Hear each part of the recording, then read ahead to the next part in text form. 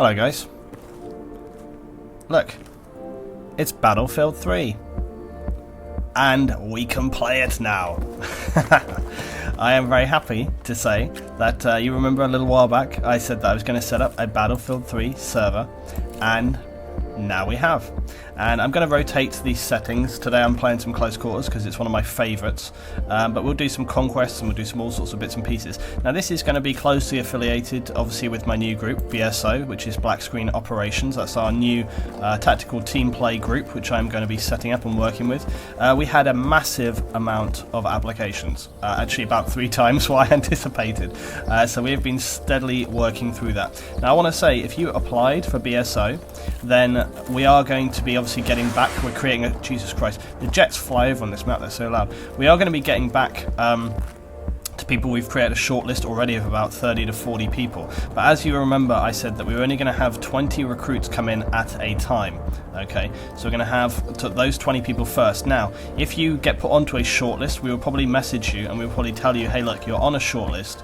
Alright, now if you didn't get in the first, if you didn't get in the first stage, then what will happen is you'll be on a waiting list. And then when somebody either gets dismissed for not making the cut, or they break a rule or whatever that's too much and they get kicked out, or they pass and they get put through as a full operator and then they're a member, okay, then new people will come in. So just because you don't get in the first batch doesn't mean that you have no chance, it just means that you're going to be on a waiting list. And then what we'll do, we'll send you an email and we'll say you've got 48 hours to respond to this email. If we don't hear back from you, we'll assume that you're not interested any further, and then you'll just get put onto the next person. But having this Battlefield 3 server, I've bought this for 3 months now, and we'll see how we go with it. This is going to be available to obviously the people in the community of BSO, but we will do some public game nights as well, because you know how much I love this game and it's going to be some good fun. It feels very different to what I remember, which is quite weird.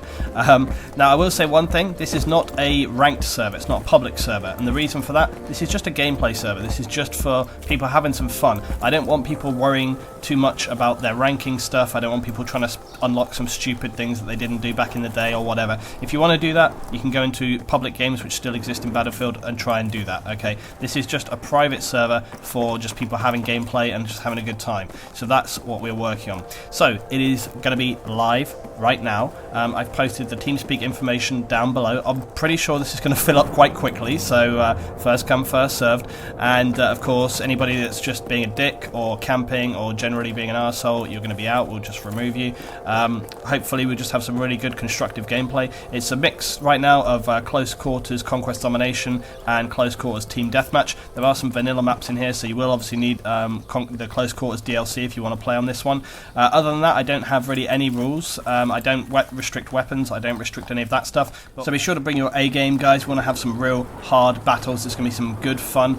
And basically the server will remain open. I have posted the link for the server, and I've also posted the password for the server down below. I'm going to leave it up for tonight, so you know, basically after this point, if you want to get on and have some games, but obviously if I'm not on, it's not being managed, then you know, people are going to have to manage themselves. I will say one other thing, no auto balancing is on. There's no auto balancing, so people are going to have to change sides. Okay, so remember, you go into this, you're going to suicide, and then you're going to have to actually change sides if you want to balance things up again. Alright, so to do that, you basically need to go to here, squad, you need to go switch team. You want to switch team? Yes. Okay, and the reason I've done that is so that we can basically enable people. Alright, so that's it. So now on US, go back to squad and team, switch team. You got to be dead. But anyway, the reason we've done, actually just make sure this is working.